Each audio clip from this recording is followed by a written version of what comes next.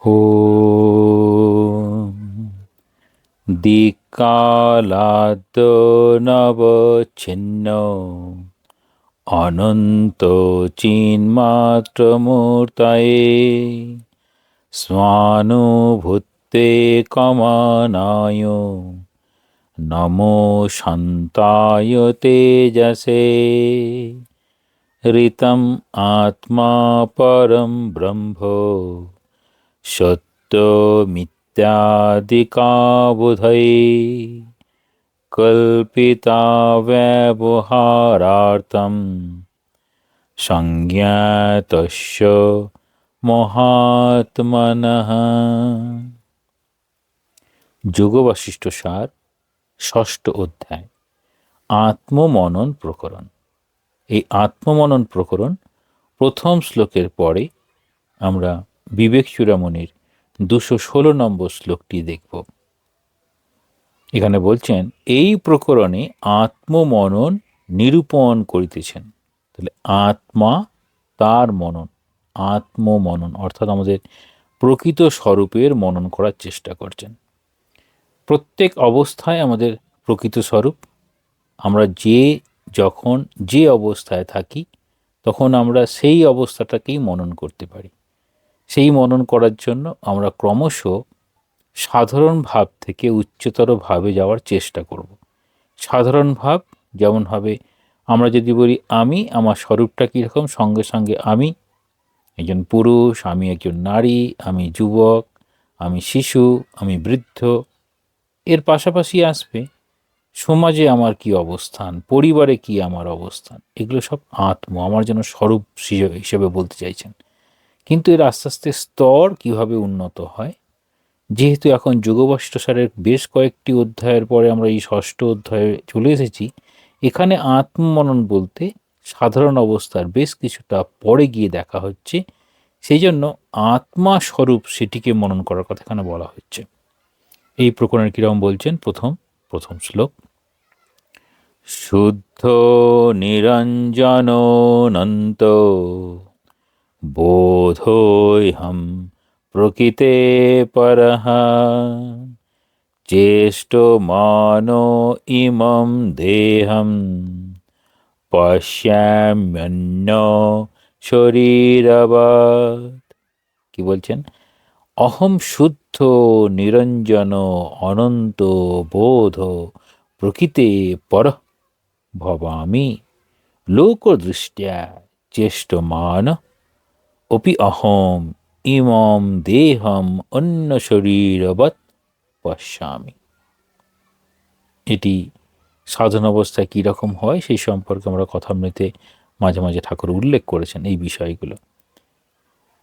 আমি শুদ্ধ, নিরঞ্জন মানে অঞ্জনহীন, অর্থাৎ কোনো কালিমা নেই সেখানে। শুদ্ধ, নিত্য, বুদ্ধ, এই রকম শুদ্ধ। কতটা কীরকম শুদ্ধ, যেখানে কোনো রকম অঞ্জন নেই, এরকম শুদ্ধ। অনন্ত, জ্ঞান স্বরূপ এবং মায়াতীত। এই সবগুলো শব্দ যে বলা হচ্ছে, এই প্রত্যেকটা শব্দ যেন ব্রহ্মের স্বরূপ সেই সম্পর্কে বলছেন।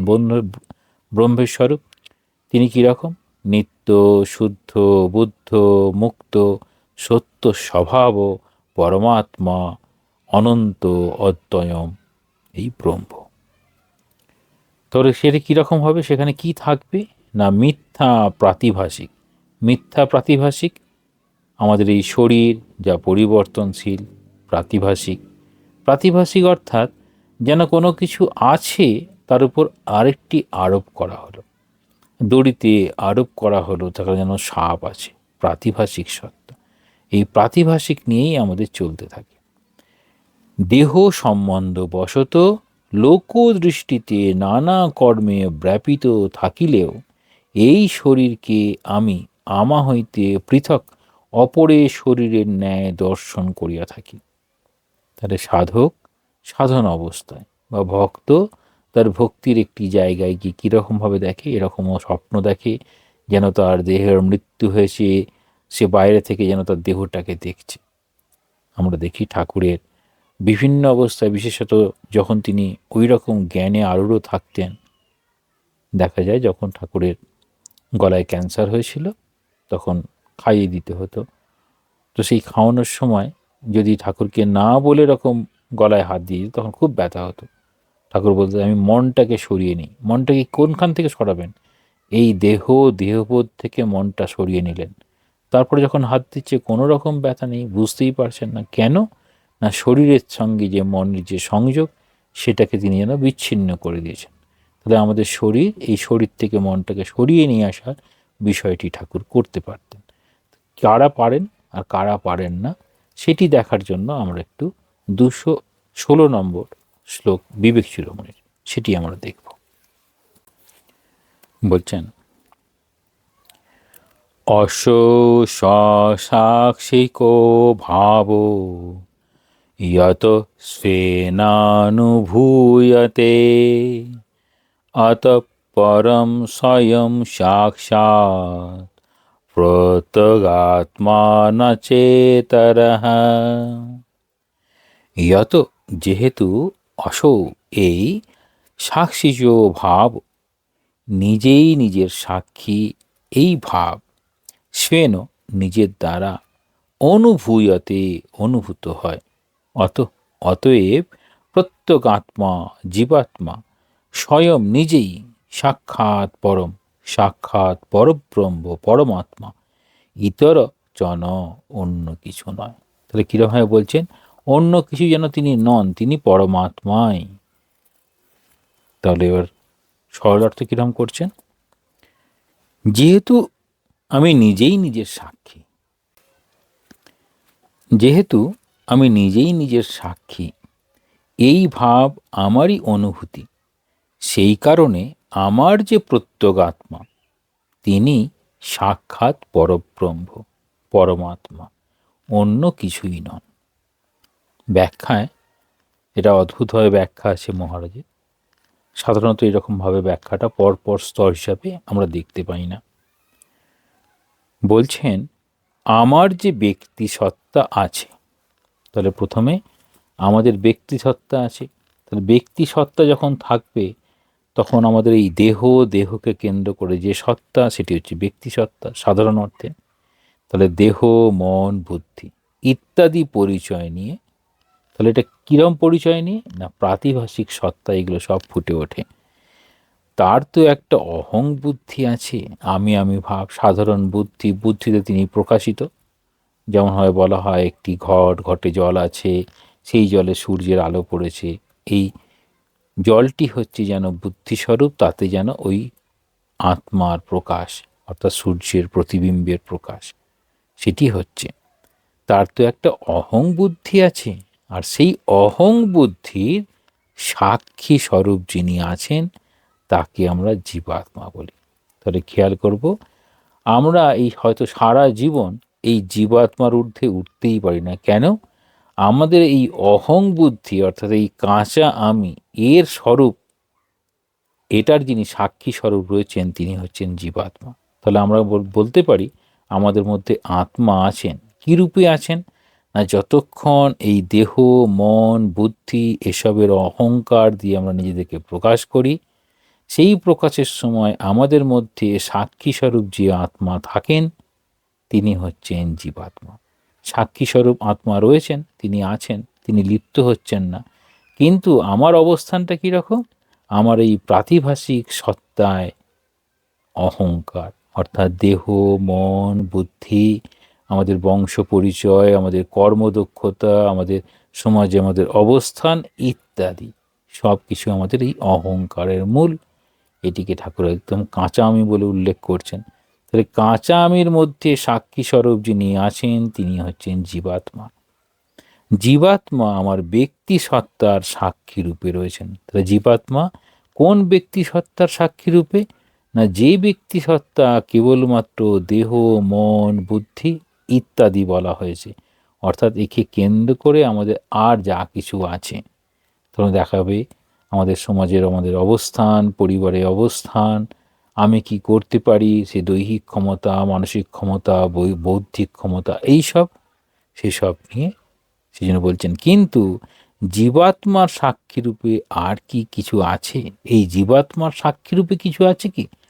তাহলে আত্মা এখানে জীবাত্মা বলে বলা হলো, সেখানে কিন্তু জীবাত্মা সাক্ষী রূপে আর কি কিছু আছে? অর্থাৎ যখন জীবাত্মা, অর্থাৎ এই অহং বুদ্ধি সম্পন্ন নিয়ে আমরা যখন চলতে শুরু করলাম, অর্থাৎ আমরা এর থেকে বেশি কিছু ঊর্ধ্বে যেতে পারি? কার ঊর্ধ্বে? দেহের ঊর্ধ্বে, মনের ঊর্ধ্বে, বুদ্ধির ঊর্ধ্বে, সমাজের মান যশ তার ঊর্ধ্বে কি যেতে পারি? যদি যেতে পারি বা যাওয়ার ইচ্ছে থাকে, তাহলে সেটি কোনটি? এইসব নিয়ে যে আমরা আছি, এগুলোকেই বলা হচ্ছে উপাধি। এটাই যেন সেই চিল মাছটাকে নিয়ে চলেছে, আর তার সঙ্গে তার এই মাছটাকে নেওয়ার জন্য যেন কাকগুলো দৌড়ে বেড়াচ্ছে। তা দেখাবেই যে আমাদের এই জগৎ সংসার, এরা আমাকে নিয়ে বিশেষ চিন্তিত নয়, কিন্তু আমি যেসব নিয়ে প্রকাশ করি নিজেকে, সেসব নিয়েই চিন্তিত। কীরকম? হয়তো একজন মানুষের অনেক অর্থ আছে, তিনি হয়তো দান করেন বা কাউকে সাহায্য করেন, দেখা যাবে তার কাছে ওই দান বা সাহায্যের জন্যই অনেকে এসে হাজির হয়েছে। তিনি বুঝতেই পারছেন না, তিনি ভাবছেন যে এটাই হয়তো আমার হায়েস্ট স্টেট। যে কারণে ঠাকুর বলছেন, যদি ভগবান আসে তখন কি তুমি তাকে বলবে আমার কটা হসপিটাল করে দাও, কটা স্কুল করে দাও? তাহলে সেগুলো সবই উপাধির মধ্যে পড়ে। তাহলে এইগুলো যদি আসে, সেই সেই স্বরূপ নিয়ে যদি আমি নিজেকে প্রকাশ করি, তখন হচ্ছে আমার ব্যক্তি সত্তার সাক্ষী রূপে প্রকাশ, সেটি হচ্ছে জীবাত্মা। এর ঊর্ধ্বে কি আছে? তিনি নিজে ছাড়া আর কি কোনো সাক্ষী তার আছে বলে তো অনুভব হচ্ছে না। তিনি সেই সময় আর কিছু অনুভব করতে পারছেন না। অসৌস সাক্ষিকো ভাব, আমি আমার সাক্ষী এই ভাব। তাহলে বাকি আমি আমার সাক্ষী এই ভাব যখন আসছে, আমি নিজেই নিজের সাক্ষী, এই নিজেই নিজের সাক্ষী তখন হচ্ছে, তাহলে আমার শরীরটাকে আমি যেন লক্ষ্য করছি, আমার কর্মটাকে আমি লক্ষ্য করছি, অর্থাৎ সেখানে আমার যেন বিবেক বেশি করে জাগ্রত হচ্ছে। আমাকে, আমি যেন আমাকে অবজার্ভ করছি, আমার ভালো মন্দ, এটাকে বলছে প্রত্যেকের মধ্যে তিনি অন্তর্যামী রূপে রয়েছেন। তিনিই আমাদের সৎ উপদেশ দেন, যেটি ঠাকুর বলছেন মনই আমাদের গুরু হয়। তাহলে কি বলছেন? আমাদের মধ্যে কি আছে? আমি আমার সাক্ষী এই ভাব। এটা বলতে কি বোঝাতে চাইছেন? আমি কাজ করি, চিন্তা করি, সবের মধ্যেই আমার একটা অনুভূতি থাকে যে আমি এই সব করছি। তাহলে আমি এই সব করছি, অনুভূতি থাকছে। আমি তো করছি, কিন্তু করাচ্ছে কে? তাহলে আমি করছি, করাচ্ছে কে? এই ভাবটি যখন নিয়ে আসছি, তাহলে আমি করছি, এটা হচ্ছে আমি করছি, অর্থাৎ আমি নিজেকে যন্ত্র ভাবলাম। আমি করছি, যন্ত্র যেমন কাজ করে, তাকে কে করাচ্ছে? যেমন ঠাকুর যেমন বলছেন, আমি যন্ত্র, তুমি যন্ত্রী। তাহলে এই ভাবটি যখন এসেছে, আমি যন্ত্র তুমি যন্ত্রী, এই ভাবটা যখন আসছে, সেটাকে কি বলা হচ্ছে? আমার প্রত্যগাত্মা সাক্ষী রূপে আছেন। তিনি নিজে কিছু করছেন না, কিন্তু তিনি আছেন বলেই আমি এই সব করতে পারছি। তাহলে কি বলছেন? তখন প্রত্যগাত্মা রূপে আমি করছি এই রকম। তার আগে পর্যন্ত আমাদের বোধই হয় না, আমিই করছি, আমিই করছি এই ভাব। আমি করছি, আমাকে কে করাচ্ছে, এই বোধ যার মধ্যে আসবে, তিনি তখন এই জীবাত্মা থেকে একটু ঊর্ধ্বে উঠবেন। তার নাম হচ্ছে প্রত্যগাত্মা সাক্ষী স্বরূপ। কিন্তু তার সাক্ষীকে, এই যে করাচ্ছেন তার সাক্ষীকে বলছেন তিনি নিজে ছাড়া আর কেউ নেই। তাহলে নিজে ছাড়া আর কেউ নেই, এটাকেই বলা হয় আমাদের লোয়ার সেলফ আর হায়ার সেলফ। যেমন হবে মুন্ডক উপনিষদে রয়েছে, এই একটা গাছ আছে, সেই গাছে দুটো পাখি আছে, একটা পাখি নিচে আছে, একটা পাখি উপরে আছে। উপরের পাখিটা চুপচাপ বসে আছে, নিচের পাখিটা কখনো টক ফল, কখনো মিষ্টি ফল এসব খাচ্ছে, আর মুখটাকে এদিক ওদিক বাঁকাচ্ছে হয়তো। তারপর সে উপরে তাকিয়ে দেখছে, উপরের পাখিটা তো খুব সুন্দর আছে চুপচাপ। তখন হচ্ছে সেটিই আমাদের প্রকৃত সত্তা। এই যে বোঝার চেষ্টা, ওই প্রত্যগাত্মা, তিনি নিজে ছাড়া আর কেউ নেই। সেটিকে কি বলা হচ্ছে? আমার আত্মা দ্রষ্টা রূপে আছেন বলে আমি আছি, এই জীব জগৎ আছে দৃশ্যরূপে। তাহলে তিনটে স্টেপ বলা হলো। প্রথম স্টেপে বলা হচ্ছে জীবাত্মা, দ্বিতীয় স্টেপে বলা হলো প্রত্যগাত্মা, তৃতীয় স্টেপে বলা হচ্ছে আত্মা। যখন আত্মার কাছে আসছে, আমি করছি কিন্তু করাচ্ছে কে, এই বোধ, তখন বলছেন প্রত্যগাত্মা সাক্ষী রূপে। যখন বলছেন তাহলে তার সাক্ষীটা কি, আমি আমি নিজে ছাড়া আর অন্য কেউ নেই, এই বোধ যখন হলো, আমি নিজেই আমার এই কর্মগুলো, তাহলে এখানে বলছেন কর্মফল বিধাতা, তাহলে শুভ কর্মে শুভ, মন্দে মন্দ ফল। আমি ভালো কাজ করেছি, আমি ভালো ফল, আমি খারাপ কাজ করেছি, আমি খারাপ ফল পাবো। যখন এই আত্মা দ্রষ্টা রূপে আছেন বলেই আমি আছি এই বোধ, তখন দেখাবে তিনি আর কর্মের সঙ্গে যুক্ত হচ্ছেন না। এই দেহ দেহের মতো কর্ম করছে, আত্মা আত্মার জায়গায় রয়েছে। কিন্তু দীর্ঘদিন এই শুভ অভ্যাসের জন্য তার আর বেচারে পা পড়ে না, তো তার দ্বারা কোনো খারাপ কাজ হয় না। কিন্তু তারা কষ্ট পান কেন? তখন বলা হবে যে তারা ওই একেবারে পরমাত্মার সঙ্গে তখনও মিলন হয়নি, তাই জন্য এর পূর্ব পূর্ব কর্মের, যেটিকে আমরা প্রারব্ধ কর্ম বলি, যতক্ষণ থাকে ততক্ষণ তাদের এই কষ্টটা করতে হয়, তারপর তারা এই জগৎ থেকে বিদায় নেন।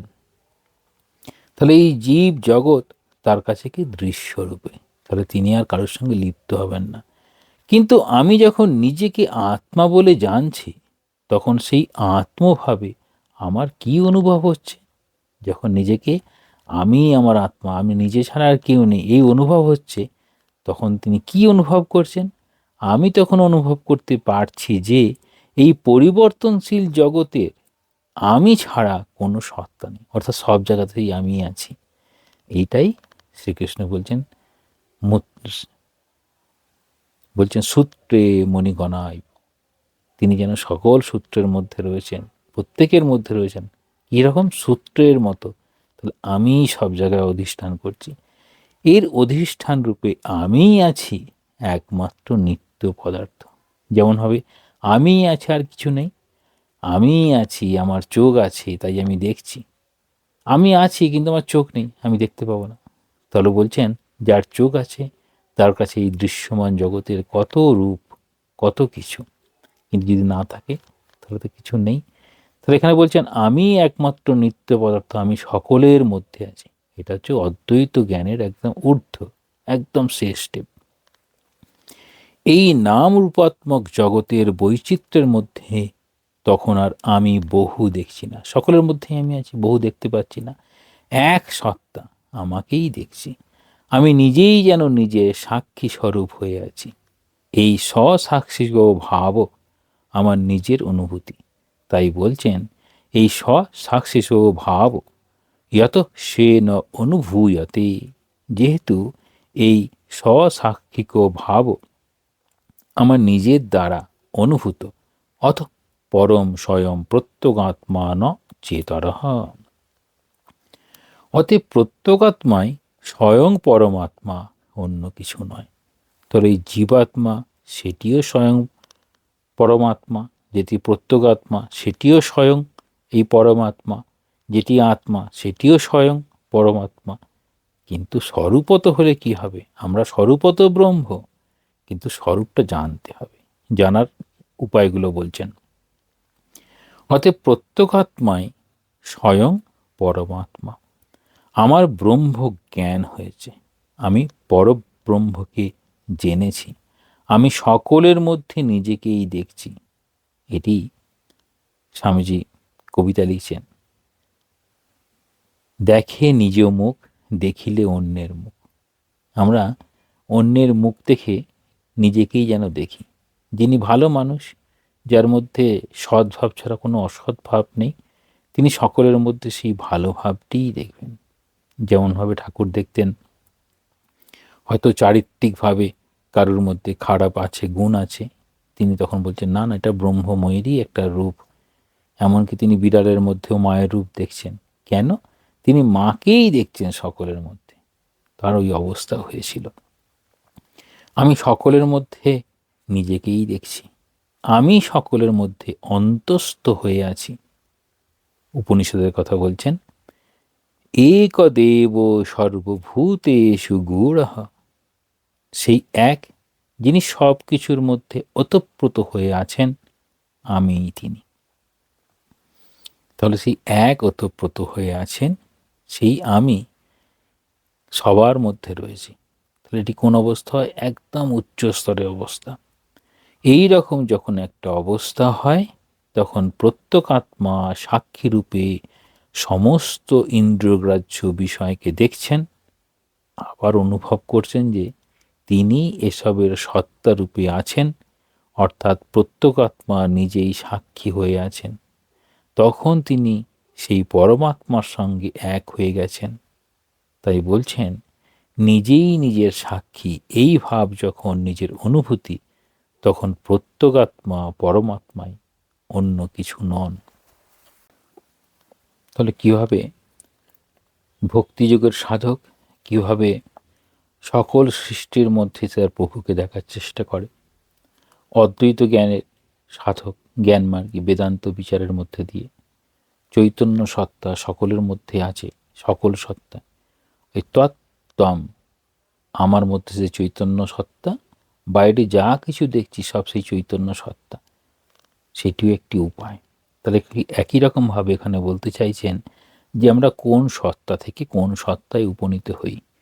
তাহলে জীবাত্মা অবস্থায় এই বর্তমান এই প্রাতিভাসিক আমাদের স্বরূপকে দেখে আমরা নিজেদের যে অহংকার দিয়ে নিজেকে যে প্রকাশ করি, সেই প্রকাশের মধ্যে থেকে এই আত্মভাব, সেটিকে বোঝা খুব কঠিন হয়ে যায়।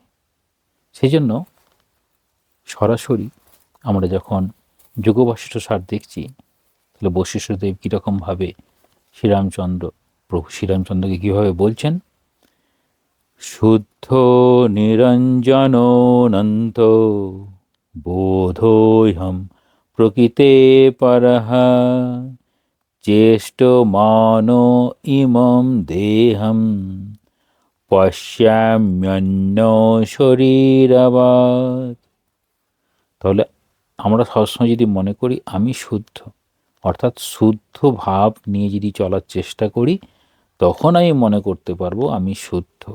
নিরঞ্জন অর্থাৎ স্বামীজি যেমন কর্মযোগে বলছেন যে কর্তব্য কর্ম বলতে কি বোঝায়, প্রকৃত কর্তব্য কি, সেখানে সর্বশাস্ত্র পুরাণেষু ব্যাসস্য বচনোদ্বয়ম পরোপকার পুণ্যায় পাপায় পরপীড়নম। তাহলে সবসময় আমরা কি করার চেষ্টা করি, আমরা ভালো কাজ করে পুণ্য লাভ করব, এরকম একটা ভাব থাকে। সেই পুণ্যের ফল যখন শেষ হবে, তখন আমাদের পুণ্যফল শেষ হলে আবার শুরু করতে হবে। কিন্তু আমরা কি চাই, আমরা পাপও চাই না, পুণ্যও চাই না, আমরা কি চাইছি, আমরা ঠাকুরকেই চাইছি। সেই জন্য যদি কর্ম করার পরে যদি পুণ্য হয়, সেটিও ঠাকুরের পায়েই দিতে হবে কর্মের ফলটা। তাহলে কি হবে, কোনো রকম এই নিরঞ্জন, কোনো রকম আলাদা করে এই সত্যগুণ রজগুণ তমগুণ, সেই জন্য স্বামীজি খুব সুন্দরভাবে বলছেন, লোহার শেকল ও শেকল, সোনার শেকল ও শেকল। লোহার শেকল, সোনার শেকল দুটিই বন্ধনের কারণ হতে পারে।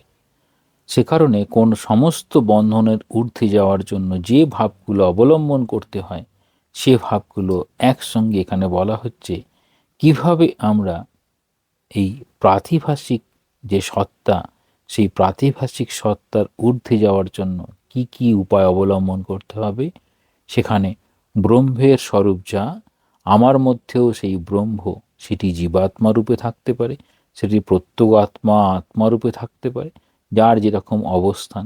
অর্থাৎ আমরা আমাদের এই দেহ মন বুদ্ধি উপাধি সব নিয়ে যেমনভাবে আমি নিজেকে অবস্থান দেখছি, তাহলে যতদূর আমরা এখানে বলা হবে আমাদের সাধকের জীবনে গুরু এবং ইষ্ট গুরুর নির্দিষ্ট পথে চলার চেষ্টা করা, সেখানে দেখা যাবে আমি শুদ্ধ, অর্থাৎ বাহ্য শৌচ অন্তঃশৌচ করে আমরা শুদ্ধ হওয়ার চেষ্টা করি। এমনকি দেখাচ্ছেন স্বামীজি তার নিজের জীবন দিয়ে দেখাচ্ছেন, মায়ের কাছে যাচ্ছেন, সীমা সারদেবীর কাছে, গঙ্গার মধ্যে দিয়ে নৌকাটা যাচ্ছে, তিনি বারবার গঙ্গা জল খাচ্ছেন। তিনি কি অশুদ্ধ, না তিনি আমাদেরকে শিক্ষা দিচ্ছেন সত্যিকারের মায়ের কাছে যাওয়ার জন্য নিজেদের শরীর মনকে কতদূর শুদ্ধ করা উচিত, সেটি দেখানোর জন্য তিনি বলছেন যে মা একদম শুদ্ধ পবিত্রতা স্বরূপিণী, তার কাছে যাব, সেই জন্য আমরা নিজেকে একটু শুদ্ধ যেন করে নিই।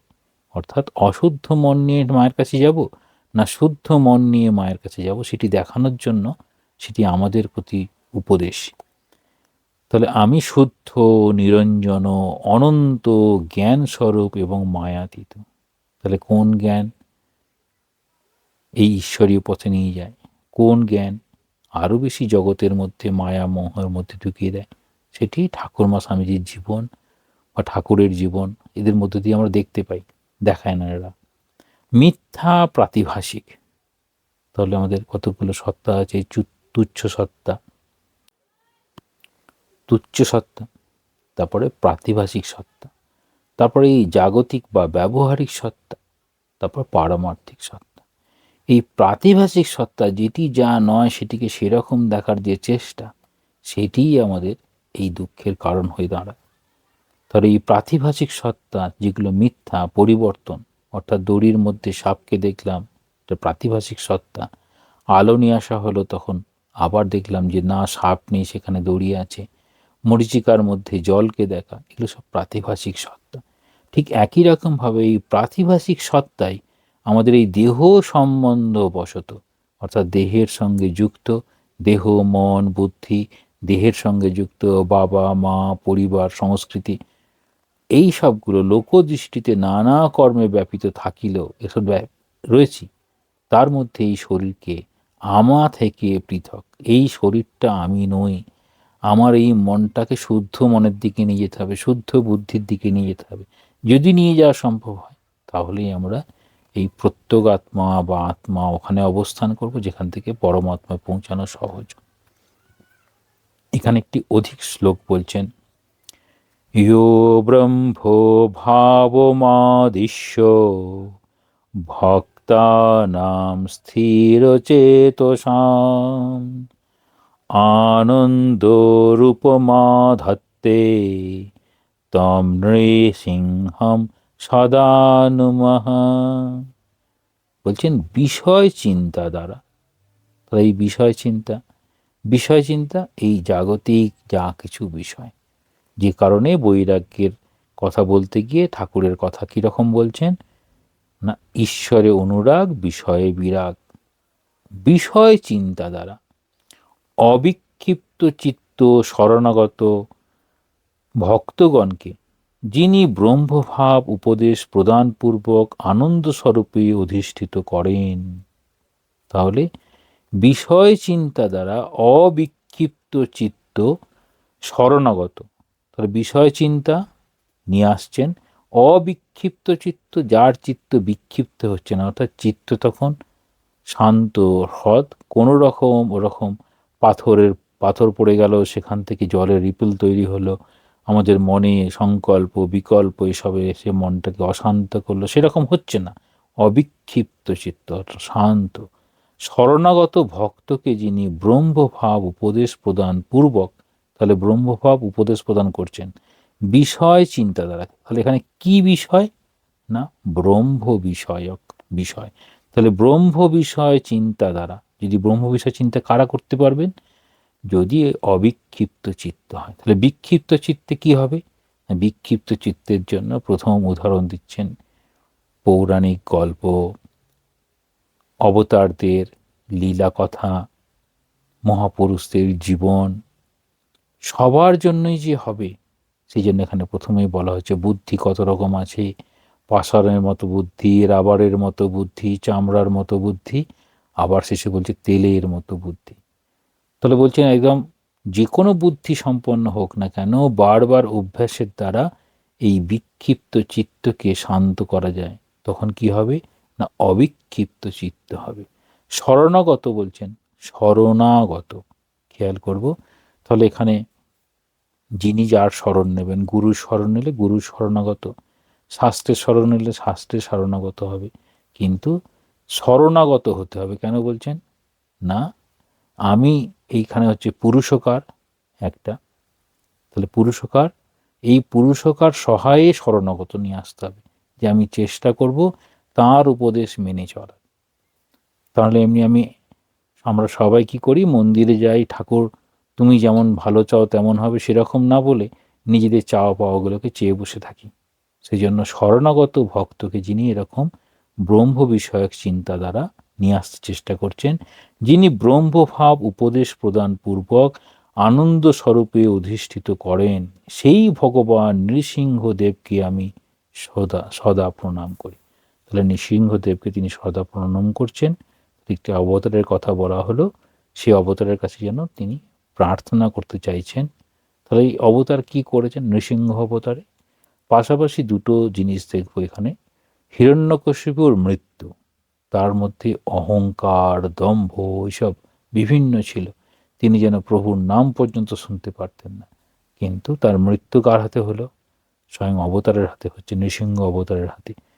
এই যখন মৃত্যুর পরে যেন এই নৃসিংহ অবতার তখন ক্রোধান্বিত, কিন্তু সেই ক্রোধ মুহূর্তের মধ্যে চলে গেল। যখন এই ভক্ত প্রহ্লাদ কাছে গেল, তখন নৃসিংহ অবতারের সেই যে ভয়ঙ্কর মূর্তি আস্তে আস্তে সেখানে স্নেহ, প্রেম, ভালোবাসায় পূর্ণ হয়ে গেল।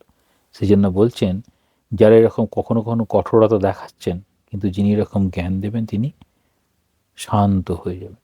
তাহলে নৃসিংহ অবতার যখন এই রকম দেবকে যখন প্রণাম করছেন, তখন তিনি ভক্তের প্রতি কীরকম দৃষ্টি রাখছেন। তাহলে দেখাচ্ছেন, ওখানে আমরা দেখব যে এই প্রহ্লাদের জীবন চরিত্রে তিনি একদম অবিক্ষিপ্ত চিত্ত সেরকম নিয়ে তিনি শরণাগত হয়েছিলেন। সবসময় হরির পাদপদ্মে মনটিকে ধরে রেখেছিলেন সর্ব অবস্থাতেই। তাহলে দেখাচ্ছেন বিষয় চিন্তা, এই জাগতিক যেসব বিষয় আছে সেই চিন্তা যদি আমাদের খুব বেশি মাথায় আসে, তাহলে আমরা ঈশ্বরীয় ভাব থেকে অনেক দূরে চলে যাব। যে কারণে বলছেন এই প্রাতিভাসিক সত্তা যা কিছু আমাদের মধ্যে আসে, এসে এই দেহ সর্বস্ব, এই ভোগ সর্বস্ব, এই যা কিছু জাগতিক এই সৌন্দর্য, মায়া, মোহ আমাদেরকে যে আকর্ষণ করার চেষ্টা করে, সেখান থেকে যত ব্রহ্ম সদ্ভাব হওয়ার চেষ্টা করা যায়, তত আমাদের মনটা ওই দিকে যাবে। তখনই কেবলমাত্র এই আত্মমননের সাহায্যে আমরা ব্রহ্মস্বরূপকে ধারণা করতে পারব। যে কারণে এই আত্মমনন প্রকরণের প্রথম শ্লোকেই এই বিষয়টি বলছেন। ওম শান্তি শান্তি শান্তি। হরি ওম দশত শ্রীরামকৃষ্ণার্পণমস্তু।